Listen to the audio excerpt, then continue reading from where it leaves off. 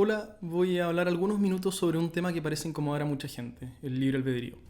Cuando hablamos de libre albedrío, por lo general nos referimos a esta sensación de libertad que tenemos sobre lo siguiente que hagamos, sea la próxima palabra que pronunciemos, el siguiente paso que demos o lo que sea que hagamos a continuación, que tenemos una cualidad de agencia que nos permite navegar libremente por el universo o que nos permite al menos elegir libremente entre las alternativas que el universo nos presenta, sea tomar té o tomar café, vestirnos con crocs o con zapatos, estudiar física o estudiar teatro, que somos una suerte de capitán de barco con las manos firmes sobre el timón, navegando nuestras vidas, y que de viajar en el tiempo al pasado, a un momento en el que tomamos una decisión, podríamos haber actuado distinto a como actuamos. Y así es efectivamente como para la mayoría de nosotros, la mayor parte del tiempo, parece ser que el universo funciona. Yo estoy desde este lado de la historia, mi lado de la historia, interactuando libremente con un mundo allá afuera. Esto querría decir también que tú fuiste libre de elegir ver este video y que podrías haber hecho otra cosa y que yo soy libre de elegir la palabra que quiera para usar a continuación. Eh, pero esto es realmente así.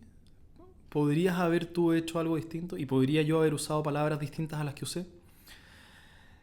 Voy a tratar de convencerte de que aunque sintamos fuertemente que la respuesta es sí, que esto no es así y que este es un espacio en el que nuestra intuición nos traiciona. Partamos por lo más básico. Lo más básico que esta libertad debería incluir son nuestros pensamientos, porque si nuestro actuar en el mundo es consecuencia de una conceptualización de la realidad y de una reflexión respecto a qué hacer, al menos la mayoría de las veces, el punto de partida de esta libertad fundamental son nuestros pensamientos. Y de nuevo, así es como la mayoría de nosotros, la mayor parte del tiempo efectivamente sentimos que el universo funciona. Nosotros somos los pensadores de nuestros pensamientos, los autores de nuestro discurso interno, ¿cierto? Decidiendo, dirigiendo y modulando nuestra vida intelectual y nuestra dialéctica interna a voluntad. Pero esto creo que es producto de una falta de atención. Una vez que prestas atención de cerca a la dinámica de tu contenido mental, esta sensación de autoría de tus pensamientos se esfuma. O solo pregúntate, ¿qué es lo siguiente que vas a pensar? No tienes cómo saberlo, nadie puede saberlo. Saber qué vas a pensar a continuación significaría pensar tus pensamientos antes de pensarlos, y esto, por supuesto, no tiene sentido. Y aunque fuese así, si antes de pensar algo se te apareciera una lista con potenciales pensamientos de los cuales tú eliges uno para pensarlo, ¿de dónde vino esa lista de pensamientos y por qué no fue otra? ¿Cierto? ¿Es que acaso también se te apareció una lista de listas de posibles pensamientos de las cuales tú elegiste una que sería la lista final con el pensamiento definitivo por pensar? Esto no tiene mucho sentido y se transforma en un juego de recursividad infinita que no lleva a ninguna parte. La verdad es que eres algo mucho más cercano a un testigo de tu diálogo interno que al autor de tus pensamientos. Y no tomes mi palabra como cierta acá. Esto lo puedes comprobar tú mismo, ahora mismo, en la intimidad de tu propia mente. ¿Qué es lo siguiente que vas a pensar? Sea una frase, una opinión, un recuerdo, una imagen, no importa. ¿De dónde viene? ¿Y en qué sentido lo elegiste tú? Porque incluso tu reacción a todo esto que estoy diciendo escapa a tu decisión. Si estás de acuerdo con todo esto, o si lo rechazas, si reclamas autoría por tus pensamientos, o si estás indeciso respecto a qué pensar, o si no entiendes cómo a alguien le puede parecer interesante todo esto, ¿de dónde viene esa postura? ¿Y por qué no pensaste su opuesto? Ahora, seguro, puedes cambiar el contenido de tus pensamientos decidiendo cosas como no voy a pensar más cosas negativas o en la siguiente hora voy a concentrarme en aprender alemán. Pero ¿de dónde viene esa determinación? ¿Y por qué no pensaste eso opuesto? Solo voy a pensar cosas negativas, no quiero aprender alemán. Es tan misterioso y tan inaccesible como lo siguiente que pienses ahora.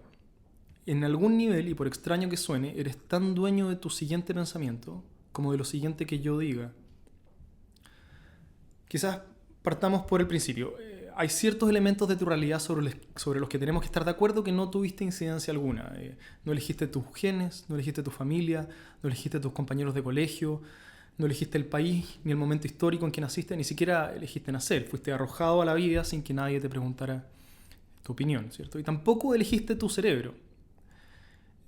Es decir, si no tienes un trastorno del lenguaje y puedes hablar de corrido, no es algo de lo que nadie se siente orgulloso, no tuviste nada que ver con eso. Y asimismo, si tuviste una lesión cerebral de nacimiento que derivó en un tartamudeo y hoy tienes dificultades para llegar al final de una frase, ¿qué incumbencia tienes sobre tu condición? Ninguna. y asimismo el resto de tu neuroanatomía, con sus cualidades y falencias, es al menos respecto a tus atribuciones un accidente. Porque, ¿quién hubiese sido de haber cambiado al momento de nacer átomo por átomo con la tenista Serena Williams?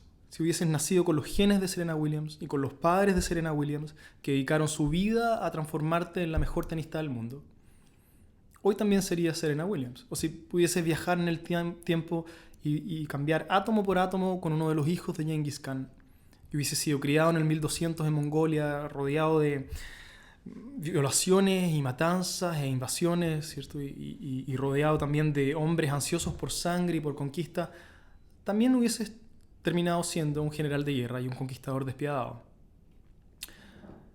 Como organismo vivo eres el resultado de dos historias que conversan entre sí, tu genética y tu ambiente, y no tuviste influencia ni sobre tu genética ni sobre tu ambiente. Y los pensamientos que genera tu cerebro tampoco los eliges tú. Ni siquiera eliges si pensar o no pensar. Y si crees poder parar de pensar es porque no lo has intentado. Comprobarlo es muy fácil. Siéntate 5 minutos en silencio y sé testigo de una cascada de frases e imágenes que no vas a poder reprimir. Lo que quiero decir con todo esto es que ese espacio que parecía reservado para nuestra libertad y para el libre albedrío, una vez que es examinado de cerca, se va reduciendo hasta desaparecer por completo. Ahora, esto no quiere decir que no sea importante tomar responsabilidad personal ni hacerse cargo de tu vida. Por supuesto que es importante. Pero entender las implicancias que significa habitar un universo donde el libre albedrío no existe, quedarán para otro día. Hasta la próxima.